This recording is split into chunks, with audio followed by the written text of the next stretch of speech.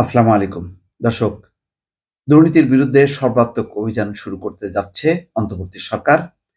একেবারে প্রধান উপদেষ্টার কার্যালয় থেকে আজকে বলা হচ্ছে যে প্রভাবশালীরা নামে বেনামে কত টাকা আত্মসাৎ করেছেন তার হিসাব হচ্ছে। প্রাথমিক হিসাবে ইতিমধ্যে তারা বলছেন যে লাখ কোটি টাকার উপরে আত্মসাৎ করা হয়েছে। বাংলাদেশ ব্যাংকের গভর্নর ইতিমধ্যে ব্যাংকগুলো, বিশেষ করে ইসলামী নামের যে ব্যাংকগুলো, ইসলামী ব্যাংক সহ, সেখানে বলেছেন যে রাষ্ট্রযন্ত্রকে ব্যবহার করে এত বেশি পরিমাণ লুটপাট হয়েছে যা নজিরবিহীন। তিনি বলছেন যে এরকম ঘটনা পৃথিবীর ইতিহাসে আর কখনো দেখা যায়নি। প্রধান উপদেষ্টার কার্যালয় থেকে বলা হচ্ছে যে ছাত্র জনতার আন্দোলনের মুখে পদত্যাগী শেখ হাসিনা সরকারের শাসনামলে কিছু অসাধু ব্যবসায়ী ও প্রভাবশালী ব্যক্তি নামে বেনামে কত টাকা ঋণ আত্মসাৎ করেছেন তার হিসাব হচ্ছে।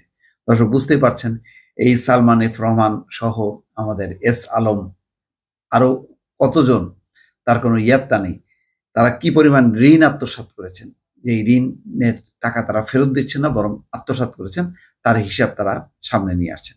বুধবার প্রধান উপদেষ্টার প্রেস উইং থেকে পাঠানো এক বিজ্ঞপ্তিতে বলা হয়, কিছু অসাধু ব্যবসায়ী ও প্রভাবশালী ব্যক্তি সাম্প্রতিক বছরগুলোতে ব্যাংকিং খাতে ব্যাপক দুর্নীতি ও প্রতারণার মাধ্যমে নামে বেনামে বিপুল পরিমাণ অর্থ আত্মসাৎ করেছেন এবং তা বিদেশে পাচার করেছেন, যার সঠিক পরিমাণ নির্ণয়ের কাজ চলমান।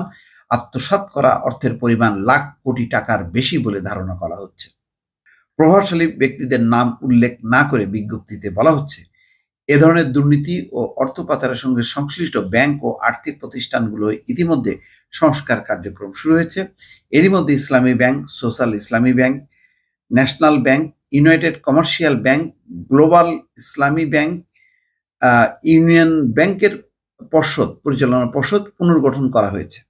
অবশিষ্ট ব্যাংক ও আর্থিক প্রতিষ্ঠান সমূহে সংস্কার কার্যক্রম শুরু হবে।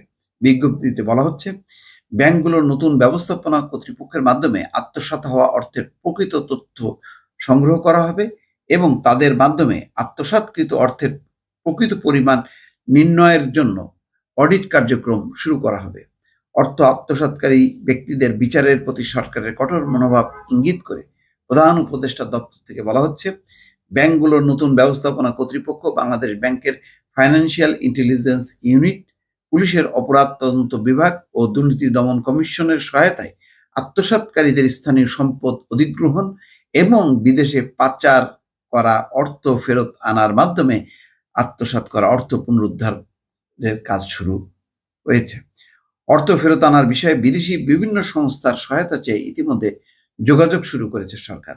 দর্শক, বুঝতে পারছেন যে যারা অর্থ আত্মসাৎ করেছে তাদের সেই অর্থগুলো ফেরত আনার জন্য প্রয়োজনে তাদের এখানকার যেই সমস্ত সম্পদ আছে সেগুলো অধিগ্রহণ করা হবে, সেগুলি বিক্রি করা হবে এবং বিদেশে যেই অর্থ পাচার হয়েছে সেই অর্থ পাচার করা অর্থ ফেরত আনা হবে এবং এই ব্যাপারে সরকার কার্যক্রম শুরু করেছে। শিগগিরই ব্যাংকিং কমিশন গঠন করা হবে। উল্লেখ করে প্রধান উপদেষ্টা দপ্তর থেকে বলা হচ্ছে, সংশ্লিষ্ট প্রতিটি ব্যাংক তদন্ত সাপেক্ষে প্রকৃত চিত্র প্রকাশ করবে কমিশন। এছাড়া ব্যাংকগুলোর পুনর্গঠনের জন্য 6 মাসের মধ্যে একটি বাস্তবায়নযোগ্য রোডম্যাপ প্রণয়ন করবে। দর্শক, বুঝতেই পারছেন যে দুর্নীতি বিরোধী অভিযান কিন্তু একটা যে শুরু হবে তার আলামত এই বিজ্ঞপ্তির মাধ্যমে জানানো হলো আনুষ্ঠানিকভাবে। ভালো থাকবেন। আল্লাহ হাফেজ।